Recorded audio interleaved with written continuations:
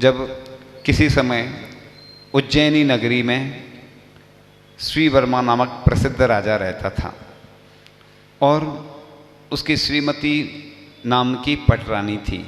श्री आचार्य श्री विद्यासागर जी महाराज की माँ, जो गृहस्थ जीवन की माँ, श्रीमती नाम था, इधर श्रीमती आते हैं। तो राजा श्री वर्मा के बलि, बृहस्पति और नमूची और प्रहलादे 4 मंत्री थे। उसी समय सुत के पारगामी 700 मुनियों सहित महामुनि अकंपनाचार्य आकर उज्जैनी के बाहर उपवन में विराजमान हुए। पहले बगीचे आदि में रुकते थे महाराज, उधर व्यवस्था दी रहती थी। और उन महामुनि की वंदना के लिए नगरवासी लोग सागर की तरह उमड़ पड़े। जैसे आचार्य श्री की अगवानी करने के लिए पूरी जनता उमड़ पड़ती है, बहुत सारे लोग और महल पर खड़े हुए। राजा ने नगरवासियों को देख मंत्रियों से पूछा, ये लोग कहाँ जा रहे हैं? तब बलि ने उत्तर दिया, राजन, ये लोग अज्ञानी दिगंबर मुनियों की वंदना के लिए जा रहे हैं। तदनंतर राजा श्री वर्मा ने भी वहाँ जाने की इच्छा प्रकट की। यद्यपि मंत्रियों ने राजा को बहुत रोका। देखो, अच्छे कार्यों में जाने के लिए कितने सारे लोग रोकते हैं और पाप के कार्यों में बहुत सारे लोग चले जाते हैं और प्रेरित करते हैं। और यद्यपि वे जबरदस्ती चल ही पड़े। किसी प्रदेश में प्रधानमंत्री आ रहे हों तो मुख्यमंत्री को तो आना ही पड़ेगा, चाहे वह किसी भी पार्टी का क्यों ना हो। इसी प्रकार मंत्रियों को भी बेबस हो राजा के साथ जाना पड़ा। उस समय गुरु की आज्ञा से मुनि संघ मौन लेकर बैठ गया। गुरु ने आज्ञा दी। देखो, गुरु महाराज कितने पहले से जानकार होते हैं कि उनने पहले से मौन दे दिया था। ये कथा हमने बहुत पहले पढ़ी भी है। लेकिन तो राजा ने सभी मुनियों को प्रणाम किया, किंतु अपने प्रणाम के उत्तर में ध्यानस्थ मुनियों से आशीर्वाद ना पाकर, देखो कई बार महाराज जी बोलते नहीं, आशीर्वाद नहीं देते लोग। कई बार लोग बोलते महाराज जी आशीर्वाद तो दे दो। कई बार हम लोग भक्ति पढ़ रहे और आशीर्वाद मांगते, तो अब सामयिक कर रहे तो आशीर्वाद नहीं देंगे, ऐसी भगवान की भक्ति कर रहे तो हम आशीर्वाद नहीं देते हैं। तो राजा ने सभी मुनियों को प्रणाम किया। आशीर्वाद ना पाकर राजा के मन में क्षोभ उत्पन्न हुआ। कोई विशेष व्यक्ति होता ना, उसको ज़्यादा विकल्प होता। किसी के यहाँ जैसे आहार नहीं हो, उस प्रेस्टीज पॉइंट बना लेते, जबकि ऐसा नहीं करना चाहिए। आप भी एक सामान्य हो। मुनिराज भगवान के लिए और मुनिराज के लिए कोई व्यक्ति से विशेष नहीं रहता। अब किसी जिसका जैसी अनुकूलता रहती है, अब सब मिलता है उसको अपनी अनुकूलता से। लेकिन लोगों को ये रहता है पर्व पे मिले विशेष, कोई विशेष दिन हो, हमारा जन्मदिन हो, दीपावली हो, रक्षाबंधन हो, ऐसे पर्व पर लोगों को अपेक्षा रहती है। लेकिन जिस दिन मुनिराज के चरण अपने घर में पड़ते हैं वही विशेष पर्व होता है। अब 365 दिन होते हैं मान लो, तो बीच बीच में कितने सारे पर्व हैं, तो सब पर्व पे सबको तो मिल नहीं सकता। तो बस साथ के उन 4 मंत्रियों ने राजा का मनोभाव जानकर कहा कि ये लोग ज्ञानी मुनीश्वर नहीं, ढोंगी हैं तथा वृषभ तुल्य हैं, बैल के समान। उसी समय भाग्यवश उन मुनीश्वरों के संग के एक मुनि जिनका नाम सुत सागर था, सामने से आते हुए दिखलाई दिए। उन मंत्रियों ने मिलकर उन मुनिराज का उपहास करते हुए कहा, वह एक युवा वृषभ है। इस अपेक्ष को मुनि ने भी सुना। उत्तर प्रत्युत्तर में बात बढ़ गई तथा शास्त्रार्थ छिड़ गया। इसलिए कई बार हम लोग ऐसे लोग आते हैं, कोई व्यक्ति जो उससे बहस नहीं करते हैं, क्योंकि जवाब नहीं देना ही लाजवाब है। कई बार जवाब देना भी पड़ता, कई बार सुनकर देखकर अनदेखी करनी पड़ती है। तो जिन मंत्रियों को अपनी विद्वता का अभिमान था, वे मुनीश्वर से सहज ही परास्त होकर अब अत्यंत लज्जित हुए। इधर मुनि सुत सागर जब अपने संग में वापस आए, तब समस्त घटना आचार अकंपन को सुनाई। सुनकर गुरुवर ने कहा, हे बस, जिस स्थान पर उन लोगों से वाद विवाद हुआ था, तुम रात्रि पर्यंत उसी स्थान पर जाकर ध्यानस्थ रहो, अन्यथा तुम्हारे कारण संपूर्ण संघ को विपत्ति में फंसना पड़ेगा। गुरु की आज्ञा सुनकर मानकर सुत सागर मुनि उसी स्थान पर जाकर ध्यानस्थ हो गए। किसी ने कहा है, बादे बादे जायते तत्व बोधा, बादे बादे जायते बैर बोधा। वाद विवाद करने से तत्व का ज्ञान भी होता है और कभी कभी वाद विवाद बैर का कारण भी बन जाता। इसलिए हम लोग कई बार चुपचाप निकल जाते हैं, कई स्थानों पर कुछ लोग बोलते हैं, तो वही यहाँ पर हुआ। चारों मंत्री वाद विवाद से मुनि सूत्रसागर जी से पराजित हुए। वे मंत्री उनका वध करने की दुर्भावना से आए। वहाँ पर एकाकी मुनि को देखा, मन अकेले, और अवसर समझकर प्रहार के लिए चारों ने शस्त्राघात करना चाहा, किंतु नगर देवता ने अपने दिव्य प्रभाव का उपयोग कर उनको उसी अवस्था में कीलित कर दिया। यानी जैसे पाषाण के बन जाते ना, पाषाण के बन गए। और प्रातःकाल यह समाचार चारों दिशाओं में फैल गया। राजा भी इस घटना को सुनकर वहाँ आए तथा अपने मंत्रियों को इस दुष्कर्म में प्रवृत्त देखकर अत्यंत क्रुद्ध हुआ। राजा ने उन मंत्रियों का मुंडन कराकर गधे पर बैठाकर अपने राज्य से निष्कासन का आदेश दिया और वे निष्कासित मंत्री अपमान की ज्वाला में दग्ध होते हुए हस्तिनापुर के राजा पद्मव्रत के निकट जा पहुँचे।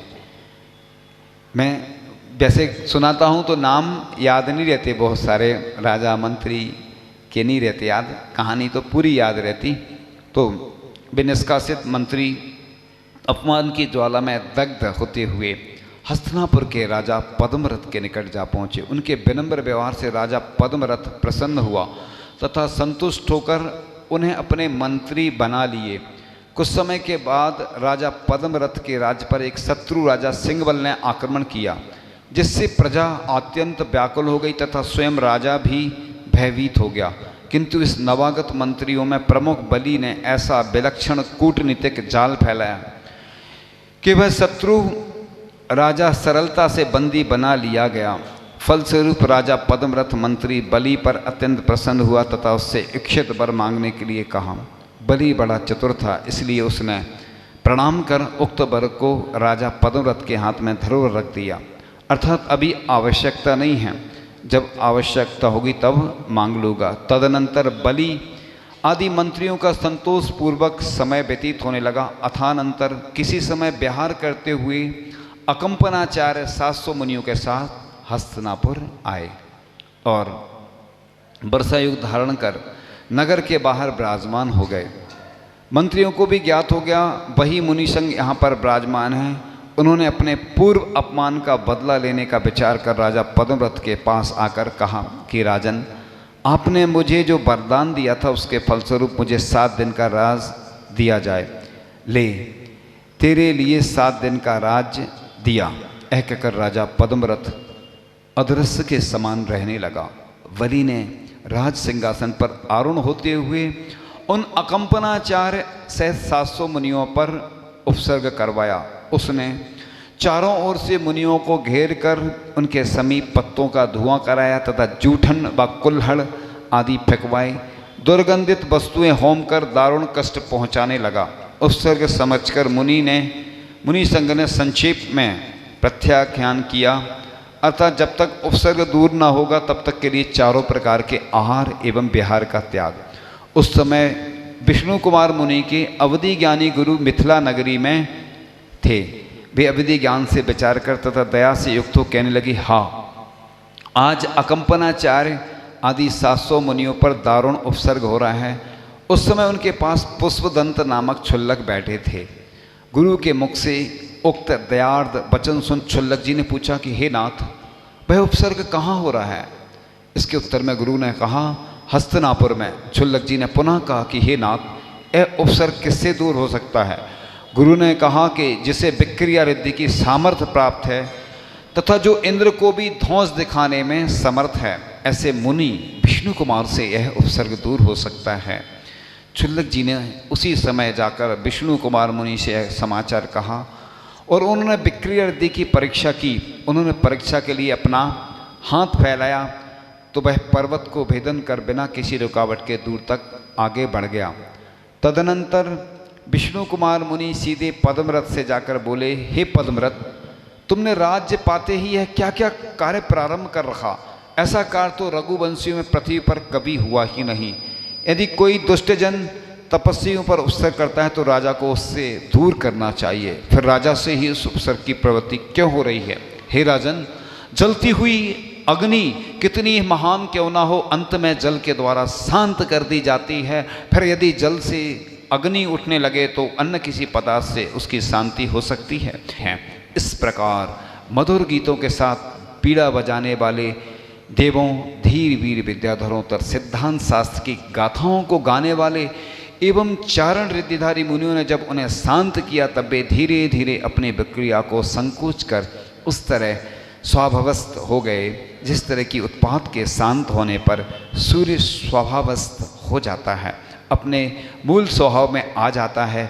उस समय देवों ने शीघ्र ही मुनियों का उपसर्ग दूर कर दुष्ट बलि को बांध लिया और उसे दंडित कर देश से दूर कर दिया। इस प्रकार उपसर्ग दूर करने से जिन शासन के प्रति वत्सलता प्रकट करते हुए विष्णु कुमार मुनि ने सीधे गुरु के पास जाकर प्रायश्चित द्वारा विक्रिया शल्य छोड़ी। विष्णु कुमार मुनि ने घोर तपस्या कर तथा घातियाँ कर्मों का क्षय कर केवली हुए और विहार कर अंत में मोक्ष को प्राप्त हुए। उपसर्ग के कारण सभी मुनियों के गले धुएं से रुंध गए थे। उपसर्ग दूर होने के बाद सभी महाराज आहार के लिए निकले। श्रावकों ने दूध सेमई का आहार दिया जिससे सबके गले ठीक हो जाएं। श्रावकों ने आपस में एक दूसरे को रक्षा सूत्र यानी राखी बांधी तथा मुनि रक्षा का संकल्प लिया। और विक्रिया रिद्धि छठवें गुण स्थान तक होती है। अतः विष्णु कुमार मुनि ने मुनि वेश में ही विक्रिया की है। उन्होंने दिगंबर भेष छोड़ा है, ऐसा ना हरिवंश पुराण में लिखा और ना ही पांडव पुराण में। पांडव पुराण में उन्होंने वामन यानी छोटा रूप धारण किया था। हरिवंश पुराण के अनुसार वे अपने सही रूप से गए थे। इसलिए इस दिन बहन भाई को राखी बांधती जिससे वह भाई संकट के समय बहन की रक्षा करे, किंतु आज माता पिता को अपने बेटे बेटियों को भी राखी बांधना चाहिए जिससे वे अपने कुल की रक्षा करें। क्योंकि आज के बालक बालिकाएं अपने मन में न जाने किस किस से विवाह आदि कर लेते हैं जिससे कुल समाज एवं धर्म की हानि होती है। विष्णु कुमार मुनि ने एक पैर यदि सुमेरु पर्वत पर और दूसरा पैर मानसोत्तर पर्वत पर, तब एक ओर का स्थान खाली रहा क्योंकि मानसोत्तर पर्वत गोल है। अतः ऐसा होना चाहिए, एक पैर मानसोत्तर के इस ओर अर्थात दक्षिण दिशा में और वह पैर पूर्व पश्चिम तक फैल गया तथा दूसरा पैर मानसोत्तर के उस ओर अर्थात उत्तर दिशा में और पैर पूर्व पश्चिम तक फैल गया अर्थात पूरा मनुष्य क्षेत्र घेर लिया। ऐसा कहीं उल्लेख नहीं मिलता है। तो इस प्रकार से रक्षाबंधन की बात चल रही है कि श्रावक को धार्मिक सामाजिक एवं लोकोपकारी कार्यों की संपन्नता हेतु यथेष्ट दान अवश्य देना चाहिए। यह एक अद्भुत पर्व है। यह दिन बंधन का दिन होने पर भी पर्व माना जाता है। पर्व या उत्सव में तो स्वतंत्रता होती, आज का दिन तो जो उस दिन का दिन बंधन का दिन है। बंधन भी सामन बंधन ही प्रेम का बंधन या वात्सल्य का प्रतीक है। रक्षाबंधन अर्थात रक्षा के लिए बंधन आजीवन बड़े उत्साह के साथ चलता है। सामन बंधन से तो मुक्ति संभव है, परंतु यह बंधन है जिससे मुक्ति नहीं। यह बंधन मुक्ति में सहायक है क्योंकि यह रक्षा का बंधन है। जीवों पर संकट आते हैं, सभी अपनी शक्ति अनुसार उनका निवारण करते हैं, परंतु सभी ऐसा नहीं कर पाते। इसी प्रकार से हमारे साधर्मियों के ऊपर भी आज दिखते हैं हम कोई परेशान है तो कोई मदद करने वाला नहीं मिलता है। इसी प्रकार से हम गौशाला आदि में भी जीवों के लिए कुछ दे सकते हैं जिससे उनकी रक्षा हो, उनके विकास के लिए प्रयत्न करें। रक्षाबंधन पर्व की महत्ता इसलिए तो है कि महान आत्मा ने रक्षा का महान कार्य संपन्न कर संसार के सामने रक्षा का वास्तविक स्वरूप रखा। जीवों की रक्षा, अहिंसा की रक्षा, धर्म की रक्षा, किंतु आज यह रक्षा अपेक्षित है। हम चाहते हैं सुरक्षा, मगर किसकी? मात्र अपनी और अपनी भौतिक संपदा की। आज यह स्वार्थपूर्ण संकीर्णता ही सब अनर्थों की जड़ बन गई है। ऐसी ही शिक्षा लें तो कुछ अच्छी पंक्तियों के साथ इस पर्व को मनाएं। रक्षाबंधन पर्व का करते कुछ गुणगान, शक्ति मिले बासल भी बड़े धर्म की शान। जिन आचार्य कंपन गुर का, संग 700 मुनियों का। हस्तिनापुर के उपवन में हुआ विराजित गुणियों का। पूर्व वैर से राजा बलि ने यज्ञ रचा उपसर्ग किया। आत्म साधक गुरु शिष्यों ने मौन अचल सब सहन किया। दौड़े विष्णु कुमार महामुनि, ज्यों जाने उपसर्ग कथा। जीव क्रिया रिद्धि द्वारा, शीघ्र दिया उपसर्ग हटा। श्रावण पूनम को मुनियों का, सुखी धन्य आहार हुआ। रक्षा सूत्र बांध ग्रस्तों ने, वत्सलता का द्वार छुआ। सहने वाले धन्य हैं, धन्य निवारक संत। अब जयमाला से कहें, धर्म कथा जिन पंत। खूब सुनी बात्सल्य अंग की, महिमा अपरंपार कही। अखिल विश्व मैत्री का साधन, धर्मी सा उपकार नहीं। दूर हुआ उपसर्ग तभी से, रक्षा बंधन मना रहे। पर सोचो उपसर्ग धर्म पर, क्यों आते क्यों शता रहे।